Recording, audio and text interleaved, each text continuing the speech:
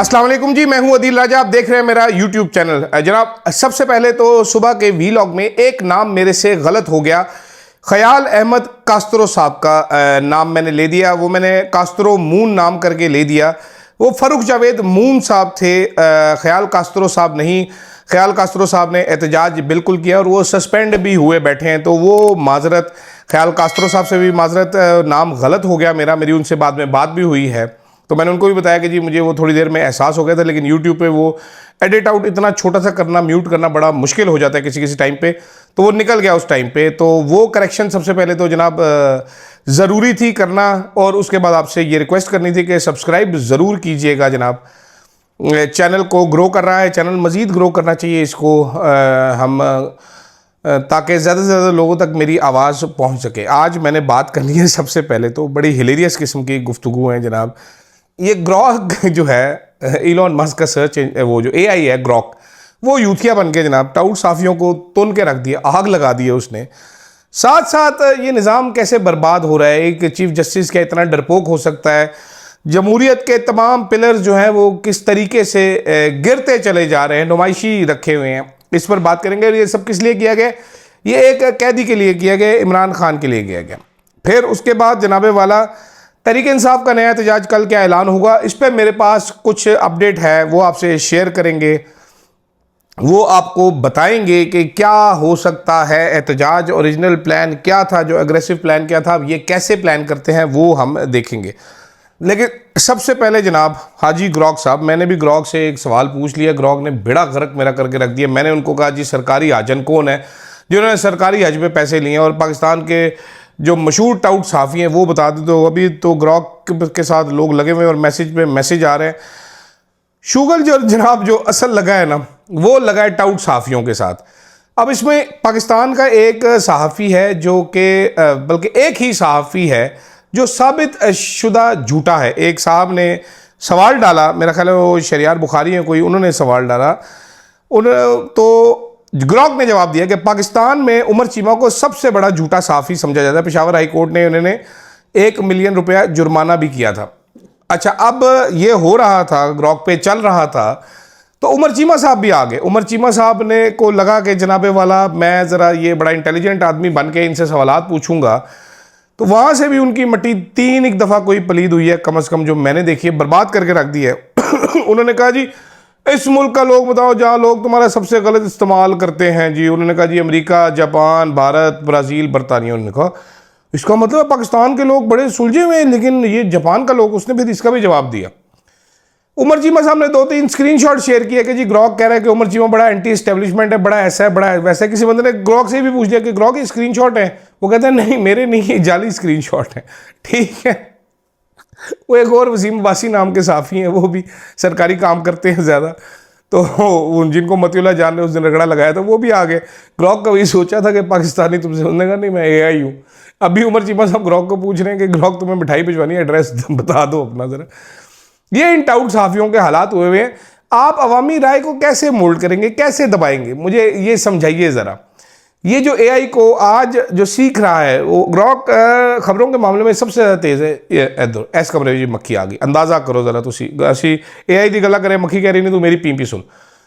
AI के मामले में कैसे धोखा देंगे, कैसे बताएंगे कि जी पाक फौज जो काम करती है वो पब्लिक इंटरेस्ट में करती है। वो ग्रॉक के जवाब ज़रा सुन लीजिए कि वो पाकिस्तान की तरक्की की राह में रुकावट कौन है, जमहूरियत का सबसे ज़्यादा नुकसान किसने पहुंचाया। ये सारे सवालात ये सुनने से लायक रखते हैं। जो तमाशा लगा हुआ है, हंस हंस के मेरा बुरा हाल हो गया है। खुदा की कसम आप पढ़ें ज़रा, बच्चों पे तशद्दुद करने वाली एंकर कौन सी है? सरकारी हज पे एंकर वो एक साहब निकले, और वो मेरे दोस्त भी हैं, उन्होंने कहा जी पाकिस्तान के सबसे बड़े बड़े झूठे साफ़ियों के नाम बताए। उन्होंने सारे उनके ग्रुप के, उमर चीमा भी है, ये भी है, ये भी है, नजम सेठी भी है, जासीद भी है, ये भी, उन्हें सारे वो डाल दिए, सारे वारदाती उसने उसमें डाल दिए। तो इतना आसान नहीं होता पब्लिक ओपिनियन काबू करना, डिजिटल स्पेस में जगह बनाना। पैसे बड़े ज़्यादा लगाए जा रहे हैं, मुझे मालूम है, अरबों रुपए, अरबों की मैं बात कर रहा हूँ, करोड़ों की नहीं बात कर रहा, खर्च किया जा रहा है पब्लिक उसको मोल्ड करने के लिए। दूसरी तरफ क्या खर्च किया जा रहा है? इदारे खर्च किए जा रहे हैं। इस वक्त पाकिस्तान में एक कैदी जिसका नाम इमरान खान है, उसको जेल में रखने की खातिर आपने सारे इदारे ख़त्म कर दिए हैं। ढांचे खड़े रह गए, शायद अदलिया का भी एक गंदा सा ढांचा खड़ा रह गया हमारे सामने। सहाफत का भी एक बदनुमा ढांचा हमारे सामने खड़ा है, पुलिस डटी हुई थी। अच्छा, उसके बाद फौज का एक बड़ा खुशनुमा वो हुआ करते थे हमारा, वो भी अब एक ढांचा रह गया हमारे सामने। तमाम इदारे लिटा दिए गए हैं कि इमरान खान को किसी तरीके से जेल में रखा जाए, इमरान खान पे किसी तरीके से काबू पा लिया जाए। अगर हम इमरान खान को रोके रखेंगे तो हमारी हुकूमत चलती रहेगी। मेरा नहीं ख्याल। पाकिस्तान की मोहम्मद हनीफ साहब ने बड़ी खूबसूरत बात की है कि पाकिस्तान की इस्टेब्लिशमेंट में ये कैपेसिटी ज़रूर है कि किसी लीडर को जेल में डाल सके, लेकिन ये कैपेसिटी नहीं है कि वो लंबे अरसे तक उसको जेल में रख सकें, आवाम में उसको गैर मकबूल कर सकें। ऐसे मामलात में दो ही सूरत हाल है, या तो उसको हमेशा के लिए मौत की नींद सुला दिया जाए जैसे जुल्फ़िकार अली भुट्टो के लिए किया गया, या फिर उसको बाहर भिजवा दिया जाए। उस सूरत में भी वापस ला के इक़्तिदार हवाले करना पड़ता है। और इमरान खान शायद इसी लाइन पे चल रहे हैं, शायद यही सोच कर चल रहे हैं कि मैंने मुज़ाहमत करनी है। इमरान खान मुज़ाहमत करना चाहते हैं। इमरान खान की मुज़ाहमत की राह में सबसे बड़ी रुकावट इस टाइम पे उनकी अपनी जमात है। और ये मैं बड़े सोच समझ के मैयर करके बता रहा हूँ। बड़े बड़े अच्छे लोग होंगे जी इनकी जमात में। मैं तो गंडापुर साहब को भी बड़ा अच्छा मानता हूँ, मेरे आपको पता है फेवरेट है। आप लोग एतराज़ करते हैं जब मैं कहता हूँ कि बड़े अच्छे आदमी है गंडापुर साहब। सॉरी, मुझे गर्मी बड़ी लग रही है, डोले नहीं दिखा रहा आपको, गर्मी लग रही है। तो गंडापुर साहब के बारे में भी आप कहते हैं कि जी वो ऐसे, मैं सबको अच्छा मानता हूँ।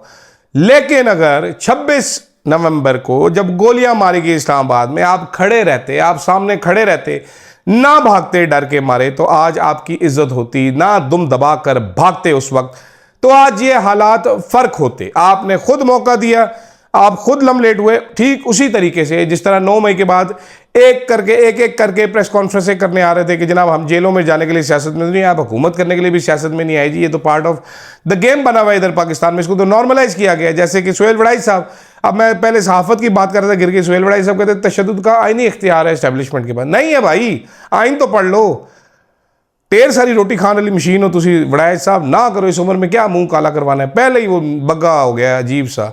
हालात देखिए आप जरा। मोहसिन नकवी कल वो मुहर्रम के किसी उस प्रोसेशन में गया होता, वहां पर भी 150 कमांडो उसके गिर्द खड़े थे, पब्लिक में नहीं निकल सकते, चमाटे पड़े इन लोगों को। आप हालत देखिए, आप समझिए, जरा सा मेहरबानी कीजिए, पावर गेम से निकलिए, अपने किसी कज़न रिश्तेदार की पोस्टिंग ट्रांसफ़र से निकल के सोचें, मुल्क के लिए सोचें। ये सारे दानिश्वर जो रिकनसाइल करके बैठे हैं, ये चीमा टाइप टाउट सहाफ़ी जो हैं, इनको इग्नोर करें वैसे। लेकिन बड़े ही लित्तर मारे हैं ग्रॉक ने भाई, मतलब मैं होता मैं बड़ा ही शर्मिंदा होता।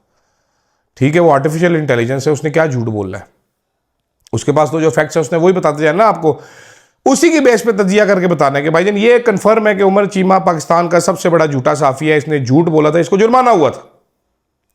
अंदाजा करें अब आप, ये क्या मुंह लेके जाएंगे। वो आसमा शराजी साहिबा थी, वो जाया करती थी इतवार बाजार गालियां सुनने के लिए, वो भी नहीं जाती।